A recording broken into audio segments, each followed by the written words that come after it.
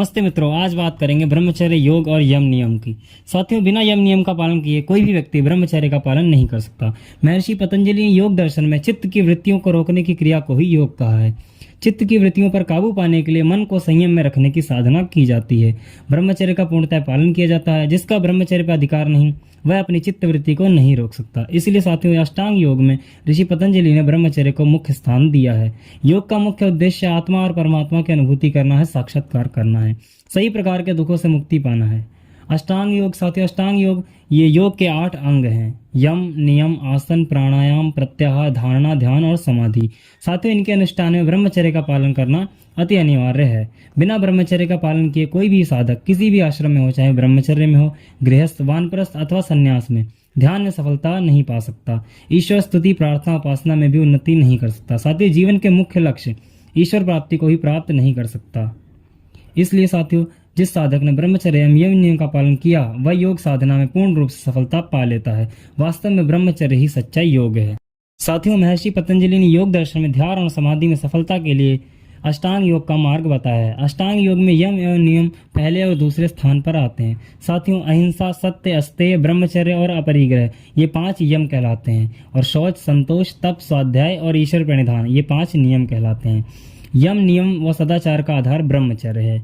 ये तीनों ब्रह्मचर्य के अंग हैं। तीनों का अनुष्ठान करना, पालन करना ब्रह्मचर्य के लिए आवश्यक है। इसके बिना ब्रह्मचर्य की सिद्धि कभी नहीं हो सकती।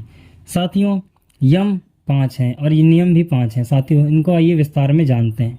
साथियों, यम है अहिंसा, सत्य, अस्तेय, ब्रह्मचर्य और अपरिग्रह। अहिंसा साथियों, इसका तात्पर्य मन, वचन, कर्म से किसी भी प्राणी को कष्ट ना देना।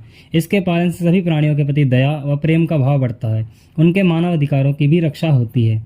सत्य, देखा हुआ, सुना हुआ और मन में जो है उसे उसी रूप में प्रकट करना सत्य कहलाता है। इसके पालन से आत्मिक सुख मिलता है। अस्तेय, पराई वस्तु व धन की चोरी और लोभ ना करना। इससे मनुष्य पाप कर्म से बचता है और सभी का विश्वास पात्र भी हो जाता है। ब्रह्मचर्य, वीर रक्षा करके शारीरिक व मानसिक बल को बढ़ाना। यह ईश्वर साक्षात्कार और अनुभूति का आधार है। अपरिग्रह, आवश्यकता से अधिक भोग सामग्री को इकट्ठा न करना। इससे हमारी दान में रुचि और निस्वार्थ भाव से सेवा करने में उन्नति होती है। समाज के सभी वर्गों की आर्थिक स्थिति में समन्वय बना रहता है और फलस्वरूप धन संबंधी क्राइम भी कम होते हैं। नियम भी 5 हैं। नियम है साथियों शौच, संतोष, तप, स्वाध्याय और ईश्वर प्रणिधान।